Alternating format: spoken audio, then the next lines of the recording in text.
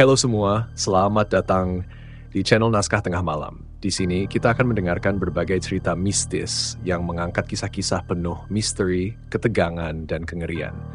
Pada malam ini saya akan membawakan sebuah cerita yang sangat mencekam dengan judul Pesugihan di Pecel Lele Mbak Lastri. Kisah ini bercerita tentang seorang pemilik warung pecel lele yang hidup dalam kesulitan ekonomi hingga akhirnya ia memilih jalan gelap demi meraih kekayaan. Namun, ada harga mahal yang harus dibayar. Jadi pastikan kalian menutup pintu, matikan lampu, dan tarik selimutmu. Karena cerita ini akan membuat bulu kuduk kalian merinding. Desa Sukamulyo dikenal sebagai desa yang damai, dengan sawah membentang luas dan sungai kecil yang mengalir jernih. Setiap pagi, suara burung bercampur dengan obrolan ibu-ibu yang berbelanja di pasar. Di salah satu sudut pasar terdapat warung pecel lele milik Mbak Lastri, seorang janda muda yang hidup sederhana. Warung itu hanya berupa meja kayu panjang dengan beberapa bangku lusuh. Di belakangnya ada gerobak tempat Mbak Lastri menggoreng lele dan ayam untuk pelanggan. Warung Mbak Lastri awalnya cukup ramai. Ia terkenal karena lele gorengnya yang gurih dan sambalnya yang pedas menggigit. Namun, beberapa bulan terakhir, nasib Mbak Lastri berubah. Warungnya mulai sepi, kalah saing dengan warung-warung baru yang lebih modern dan memiliki fasilitas seperti wifi gratis. Ditambah lagi harga bahan pokok naik, membuatnya kesulitan mempertahankan harga yang terjangkau bagi pelanggan. Ekonomi Mbak Lastri semakin terpuruk. Lele yang ia beli di pasar sering tidak laku dan harus dibuang.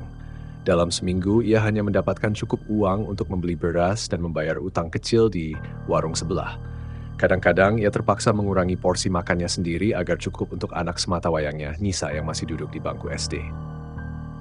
Suatu malam, saat Mbak Lastri duduk sendirian di warungnya yang kosong, seorang pelanggan tak dikenal datang.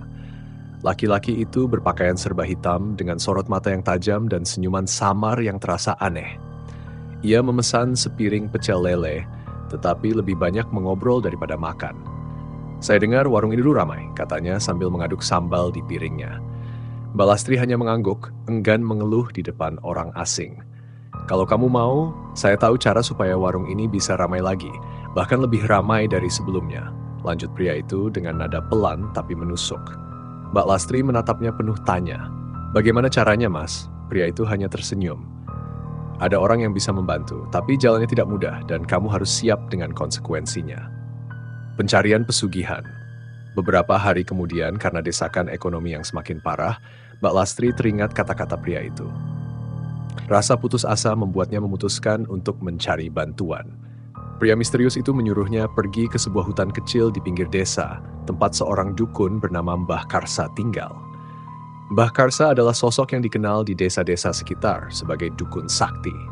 Orang-orang mengatakan bahwa ia bisa memberikan kekayaan instan, tetapi dengan harga yang mahal.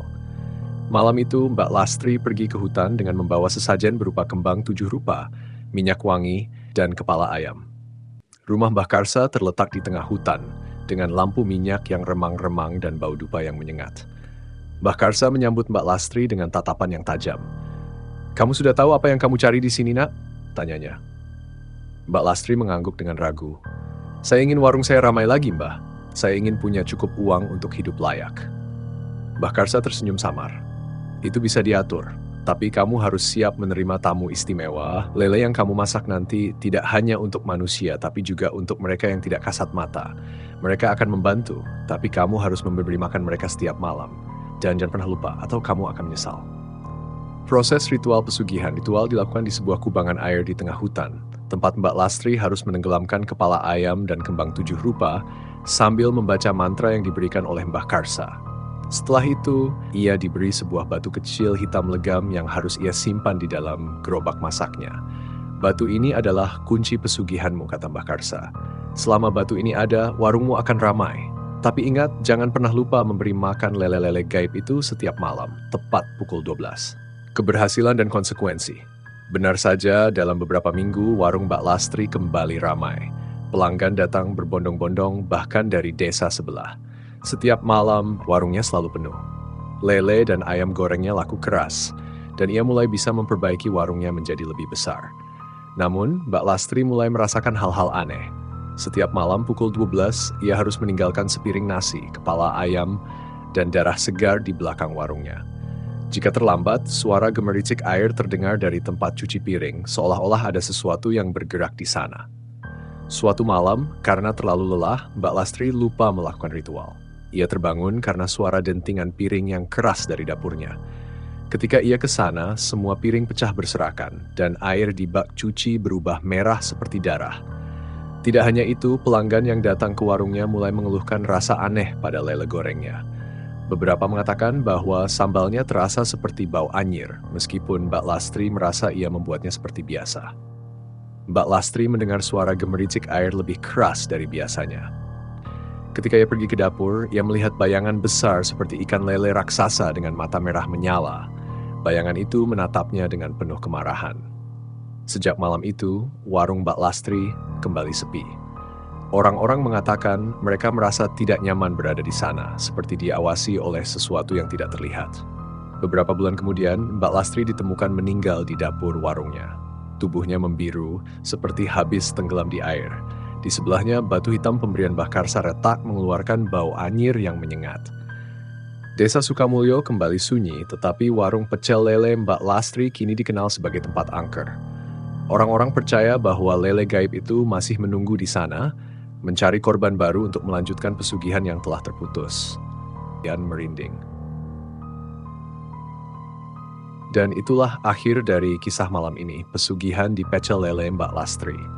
Sebuah cerita yang mengingatkan kita bahwa kekayaan instan selalu datang dengan harga yang tidak terbayangkan. Jika kalian menikmati cerita ini, jangan lupa untuk like, comment, dan subscribe agar kalian tidak ketinggalan cerita horor lainnya di Naskah Tengah Malam. Dan ingat, setiap pilihan yang kita ambil, sekecil apapun, bisa membawa konsekuensi besar. Sampai jumpa di kisah berikutnya. Selamat malam, dan semoga kalian bisa tidur dengan tenang.